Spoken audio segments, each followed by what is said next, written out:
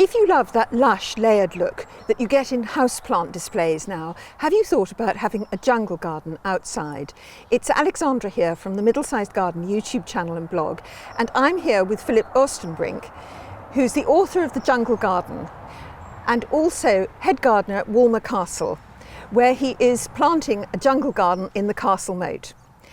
The thing is about jungle gardens is that they work well in balconies and patios and small gardens, and of course in big gardens like castle moats if you happen to have one. I'll put links to the jungle garden, to Walmer Castle and to any other resources we mention in the description below, along with timestamps. And if you're new here, the Middle-Sized Garden uploads once a week with tips, ideas and inspiration for your garden. So if you'd like to see the videos when you open up YouTube, they're free. Tap the subscribe button, and if you'd like YouTube to tell you when a new video is uploaded, tap the notifications bell. Walmer Castle is 500 years old, and it was built by Henry VIII because he was afraid that there would be an invasion from continental Europe. It's been the residence of the wardens of the Cinque Ports ever since, and there's been gardens here since the mid-18th century. The most recent garden, apart from, of course, the beginnings of the jungle garden in the moat, is the Queen Mother's garden. The Queen Mother was the Lord Warden of the Cinque Ports, and so this was officially one of her residences. And the Queen Mother's garden was given to her as a present for her 95th birthday at the end of the 20th century. First, a word on climate and jungle gardens. We're here in southeast England, where we roughly equate to a USDA hardiness zone of 9. And that's because we have very mild winters. It's rare for us to go below -6 Celsius, 21 Fahrenheit in the winter. But many of the plants in the Jungle Garden book will deal with much colder temperatures. There's a list of plants at the end and their hardiness, and some go down to -20 or -30 Celsius. Of course, others prefer a sort of more mild temperate climate and will do fine in southeast England or similarly mild places. And a few won't really withstand any frost at all. However, you can still have them in your garden because you can either take cuttings and start the plants anew every spring, or you can take the dormant rhizomes or roots inside and keep them in a frost-free place, or you can even take the whole plant inside in some cases and treat it as a house plant in the winter or keep it in a heated conservatory. So this jungle garden effect is really for much colder climates as well as for warm ones. Philip's own garden is a jungle garden. He has a small garden in Kent, and he has both a jungle garden in the front garden, which we'll look at, and jungle garden plants in the back garden. I see a jungle garden as a garden with big lush foliage and a dense garden as well. So it's mainly about the foliage, not so much about the flowers, and you want to plant it quite densely so you have this feeling of a dense jungle and you can't quite see what's on the other end. So in fact, it's a really good way for a plant lover to pack lots of plants into a small space, isn't it? Oh, it is, yeah. I think that's why I started originally, because I had this collection of all kinds of plants, because I'm a bit of a plant hoarder. I started putting those in my garden, and I think gradually I got to that jungle effect through that as well. I loved it anyway, and I saw some good examples, but it was mainly my large collection of plants that I needed to fit into my garden, which already gave it that look. What do you need to make a jungle garden? And when you came here, you decided to put a jungle garden in the moat. Mm-hmm. Can you sort of talk through why a particular kind of area might be better more than another area? I think it can be quite a range of areas. Here, I just thought, because you're in the moat, a lot of people look down on the moat, and I think if you then see big, lush foliage and all kinds of different patterns of foliage, I think that would look really good from above as well, because not everyone wants to go into the moat, but you can still enjoy it looking down on it. You could do it in any kind of area, really. I started it in a tiny back garden, which was probably about 10 square meters. My garden even now is very average, or below average, maybe even in size. So yeah, I think you could do it in all kinds of areas. And it is very much a foliage look, isn't it? Not a flower look. I mean, can you talk through the percentage of how the foliage works, how the contrasts work, and what kind of percentage of flower colour you might put in there?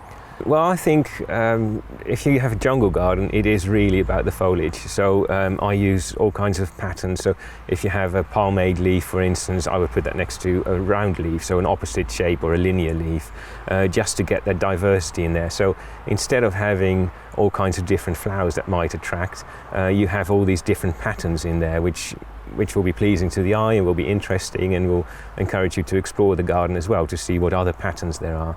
And I think flower-wise, of course, plants are plants and they tend to flower, so it doesn't mean that jungle plants don't flower, but the emphasis is just really on the foliage. And personally, I use slightly duller flowers maybe than you would in a more tropical garden, for instance, where you would use more brighter flowers and like bright pinks and everything.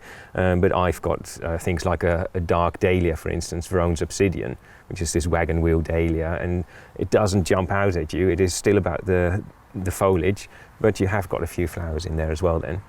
So the difference between a tropical garden and a jungle garden is that the tropical garden is really colourful and the jungle garden is about foliage contrast. Is that right? Yes, I think so. I think if I think of a tropical garden, I think of vibrant colours, loads of flowers, you know, like yellow bromeliads and all kinds of plants like that. With the jungle garden, I feel the focus is more on the foliage. And I also think with jungle gardens, you can often work with hardier plants.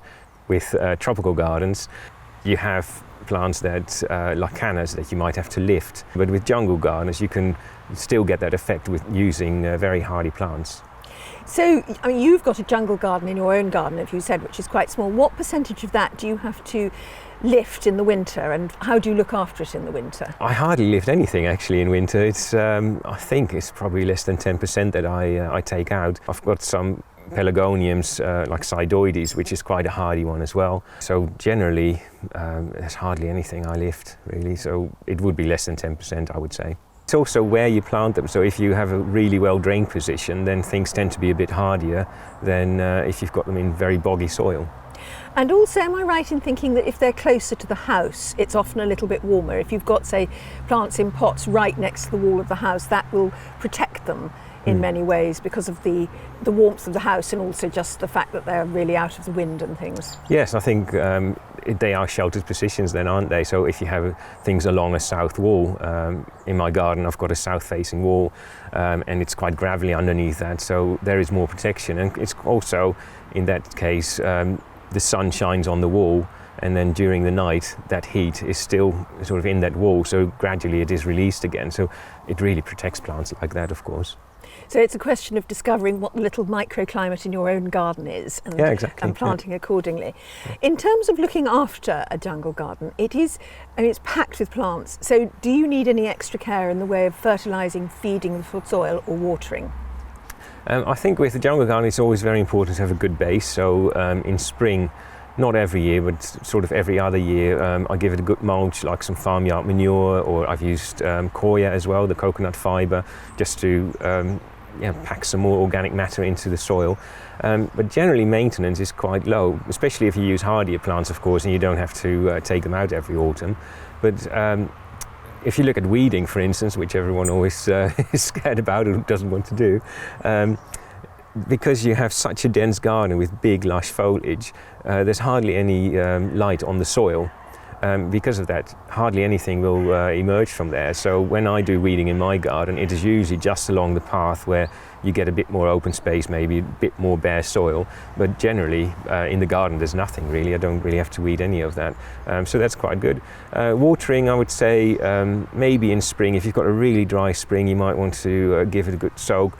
But again, because you've got that protection of the leaves, so the sun doesn't hit the soil, it will dry out less as well. So in a way, if you have a dense jungle garden, you will also create a little microclimate just by putting loads of plants in. And also, I particularly love your jungle garden at the front of the house. So is there anything different about having a jungle garden at the front garden that you can suggest? Well, in my case, I think it's because I can't plant really tall things in there because of the council rules, in a way. They want it quite open. So for me, things are a bit lower. So it goes up to about, well, I've got a tree dahlia in which might go up to about 2 meters, but will die down in winter. And yeah, I think because it's the front, of course, everyone will see it. So, and I want to be able to see out as well. So, it generally plants I feel are a bit lower, and also where I am, the front is in baking sunshine all day. So I use different plants there anyway. So I use more succulents in the front and more drought-tolerant plants there. And what do people say when, for instance, when they come to the front door for the first time and they come through this jungle? What do you get a particular reaction at all? Yeah, quite often I do. It also depends on when I've last cleared the path. Sometimes it does grow over quite a bit, but generally people love it, and it usually takes them a while to actually reach my front door as well, because they've got all these different plants they want to see before they ring the doorbell. So if I see someone drive up, then yeah, quite often it takes a while before they get to the front door. So they're just looking at the garden. So generally very positive reactions. Well, what I'd like to ask you is to recommend 5 plants for somebody who, easy care, good starter plants, to start creating your jungle garden. So let's have a look at those, shall we? I think Colocasia is a very good one, especially Pink China is quite hardy. So I could leave that in the ground, but it's also quite easy to overwinter. You can overwinter it as a house plant or just dry corms, so that's a really good one. Then Dicksonia Antarctica, the tree fern.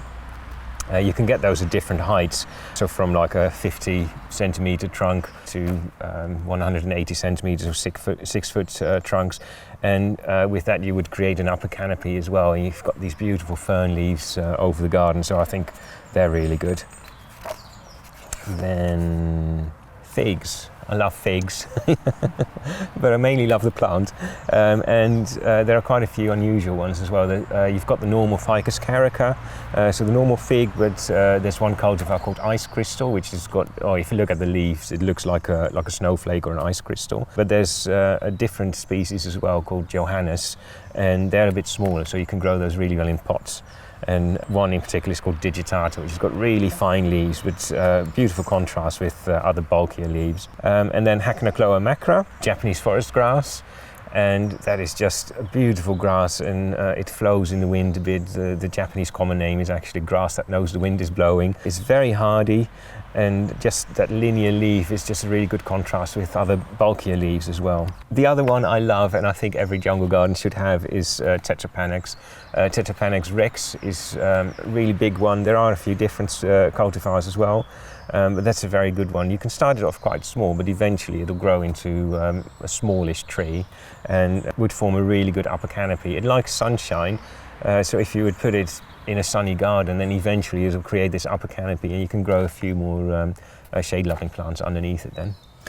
If you like the exotic tropical look in your gardens, there's a Tropical Gardens for a Temperate Climate playlist at the end of this video, and do let us know in the comments below if you've got any particularly good jungle style plants that you can recommend. And thank you for watching.